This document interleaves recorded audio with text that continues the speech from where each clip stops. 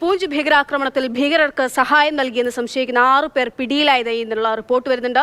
ഇന്നലെ ഉണ്ടായ ആക്രമണത്തിൽ ഒരു ജവാൻ വീരമൃത്യു വരിച്ചിരുന്നു. അർജുൻ പീതാംബരൻ വിവരങ്ങളുമായുണ്ട്. അർജുൻ, ഇവ എന്ത് സഹായം ചെയ്തു എന്നുള്ളതാണ്. എന്താണ് ഇപ്പോൾ ലഭ്യമായിരിക്കുന്ന വിവരങ്ങൾ? എങ്ങനെയാണ്?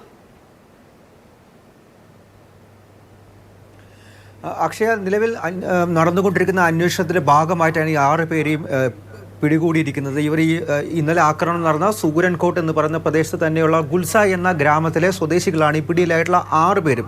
ഈ അന്വേഷണവുമായി ബന്ധപ്പെട്ട് മൊബൈൽ ടവറുകളും സെൽഫോണുകളുമായി ബന്ധപ്പെട്ട് നടത്തിയ അന്വേഷണത്തിൽ ഈ 6 പേരും ആക്രമണം നടത്തിയ സമയത്ത് അല്ലെങ്കിൽ ആക്രമണം നടക്കുന്ന സമയത്ത് സൂരൻകോട്ടിൽ ഉണ്ടായിരുന്നു, അല്ലെങ്കിൽ ഈ ആക്രമണം നടക്കുന്നതിന് ഏകദേശം മീറ്ററുകൾ മാത്രം അകലത്തിൽ ഉണ്ടായിരുന്നു എന്നുള്ള കാര്യം സുരക്ഷാ സേനയ്ക്ക് മനസ്സിലായി. അതിന് പിന്നാലെയാണ് ഈ 6 പേരെയും നിലവിൽ പിടികൂടിയിരിക്കുന്നത്. അറസ്റ്റ് ഔദ്യോഗികമായി രേഖപ്പെടുത്തിയിട്ടില്ല, മറിച്ച് വിവിധ കേന്ദ്ര അന്വേഷണ ഏജൻസികൾ ഇവരെ തുടർച്ചയായി ചോദ്യം ചെയ്തുകൊണ്ടിരിക്കുകയാണ് എന്നുള്ള കാര്യമാണ് ഇപ്പോൾ ലഭ്യമായിരിക്കുന്നത്.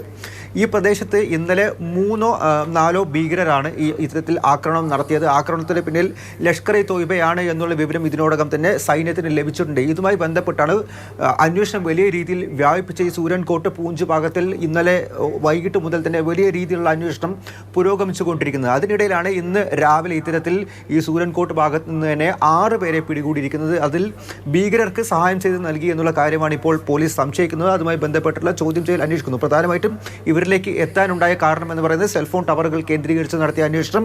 അതിൽ 6 പേരും ഈ ആക്രമണം നടക്കുന്ന ഈ വ്യോമസേന വാഹന വ്യൂഹത്തിന് നേരെ ഭീകരർ വെടിയുതിർക്കുന്ന സമയത്ത് ആ പ്രദേശത്ത് തന്നെ ഈ 6 പേരും ഉണ്ടായിരുന്നു എന്നുള്ള കാര്യം ചൂണ്ടിക്കാട്ടിയാണ് ഇത്തരത്തിലൊരു കസ്റ്റഡി എടുത്തിരിക്കുന്നത്. കൂടുതൽ വിശദമായിട്ടുള്ള ചോദ്യം ചെയ്യലിന് ശേഷമായിരിക്കും മറ്റ് വിശദാംശങ്ങൾ സൈന്യ വൃത്തങ്ങൾ പുറത്തുവിടുക. ശരി, അർജുൻ പീതാംബരനാണ് ഡൽഹിയിൽ നിന്ന് വിവരങ്ങൾ നൽകിയത്.